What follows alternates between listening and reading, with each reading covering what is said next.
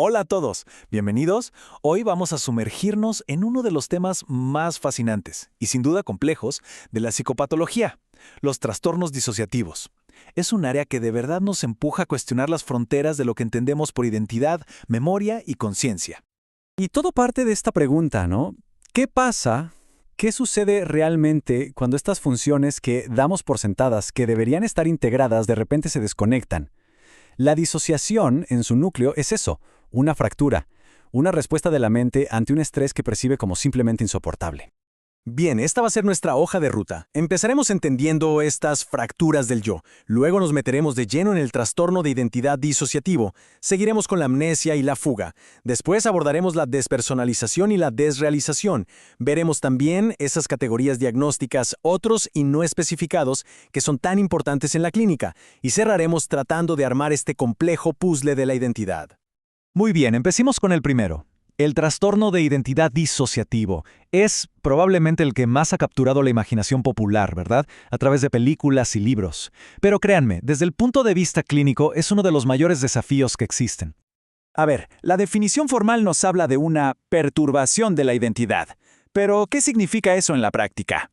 Miren, lo clave aquí no es tanto la idea de múltiples personalidades como se suele pensar. No, el núcleo del trastorno es la discontinuidad, esa sensación de ruptura en el sentido de quién se es, en la agencia personal. Es una fractura total. Ahora, para poder diagnosticarlo, seguimos unos criterios muy claros. El A, la presencia de 2 o más estados de personalidad, es el más conocido. Pero fíjense en el B, lapsos de memoria recurrentes. Y para mí, el más importante a nivel clínico es el C. Debe existir un malestar, un deterioro real en la vida de la persona. Si no afecta su funcionamiento, no es un trastorno. Y claro, los criterios D y E nos recuerdan que debemos ser buenos detectives y descartar siempre otras causas. Perfecto. Dejemos por un momento la identidad y centrémonos ahora en otro pilar que puede fracturarse, la memoria. Hablemos de la amnesia y su especificador, la fuga disociativa. Ojo, es muy importante entender esto.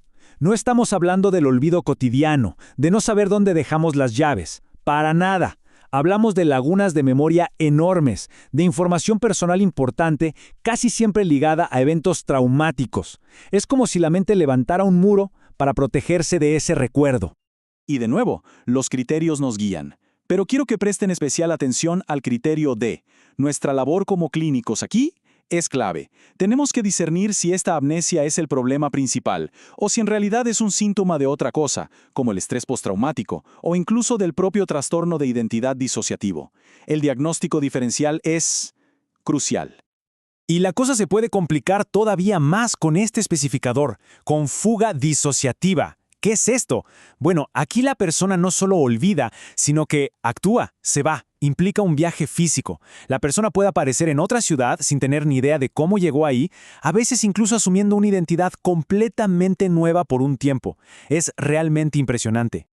Muy bien, ya vimos identidad, ya vimos memoria. Ahora vamos a dar un giro hacia algo quizá más sutil pero igual de perturbador, la percepción. Hablemos del trastorno de despersonalización y desrealización. La experiencia central aquí es de una extrañeza profunda.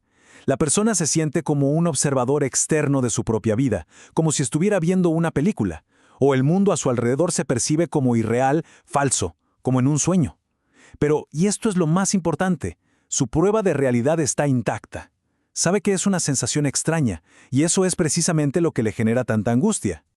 Aquí la distinción es fundamental. Despersonalización es la desconexión con uno mismo. Es el siento que este no es mi cuerpo, o me veo a mí mismo desde fuera. Es hacia adentro. En cambio, la desrealización es la desconexión con el entorno. El mundo parece de cartón, la gente parece real. Es hacia afuera. Y si volvemos a los criterios, quiero recalcar de nuevo el B. Las pruebas de realidad se mantienen intactas.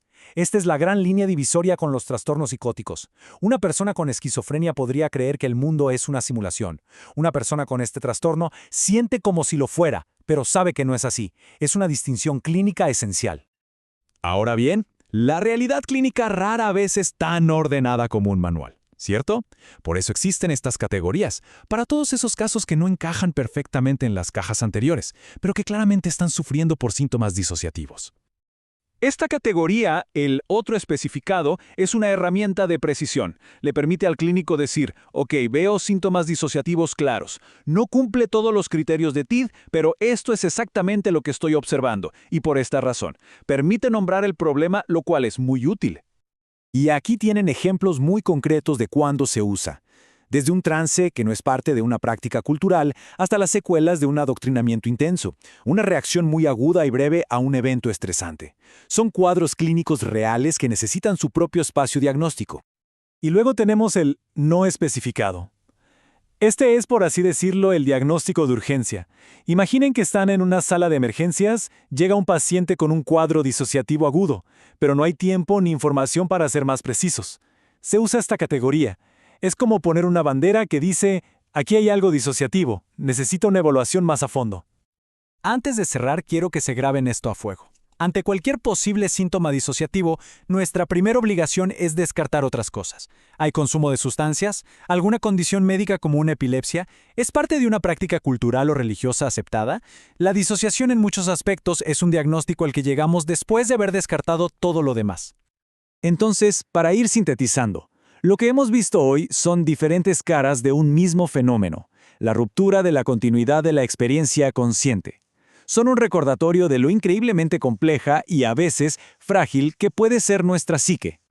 Y me gusta mucho esta idea final, porque nos permite ver la disociación no solo como una patología, sino también como un mecanismo de supervivencia. Uno muy doloroso, sí, pero es la mente intentando protegerse, aislando el trauma para que el resto de la persona pueda seguir adelante. Y con esto les dejo una pregunta que es casi filosófica, ¿no creen? Si todo esto que damos por sentado puede romperse, entonces, ¿qué es lo que realmente nos define? ¿Qué es el yo? Es un campo que nos obliga a ir mucho más allá de la clínica y a tocar las fibras más profundas de lo que significa ser humano.